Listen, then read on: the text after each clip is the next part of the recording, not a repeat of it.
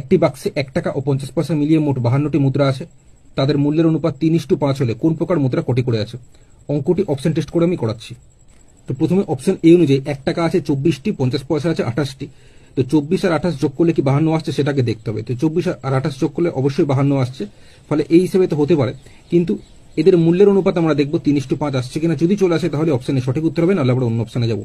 আচ্ছা, 24টা 1 টাকার মূল্য 24 টাকাই হয়, আর এখানে 28টি 50 পয়সার মূল্য 28-এর অর্ধেক 14 টাকা, কারণ আমরা জানি দুটো 50 পয়সা মিলিয়ে 1 টাকা হয়, তাই 28টা 50 পয়সা মিলিয়ে 28-এর অর্ধেক 14 টাকা হবে। তো এদের মূল্যের অনুপাত আমরা কাটাকুটি করে দেখবো 3:5 আসছে কিনা। তো আমি 2 দিয়ে কেটেছি, 2 12 24, 2 7 14, 12:7 আসছে, কিন্তু কোশ্চেনে বলেছে 3:5 আসতে হবে, যেহেতু এলো না তাই অপশনে কোনোভাবেই সঠিক উত্তর হবে না। এবার আমরা চলে এলাম অপশন বিতে। অপশন বিতে 1 টাকা আছে 16টি এবং 50 পয়সা 26টি। তো টোটাল মিলিয়ে আমরা দেখবো 52টি মুদ্রা হচ্ছে কিনা। 16 আর 26 যোগ করলে 42 হয়, কিন্তু কোশ্চেনে বলেছে 52টি, ফলে অপশন বি কোনোভাবেই সঠিক উত্তর হবে না।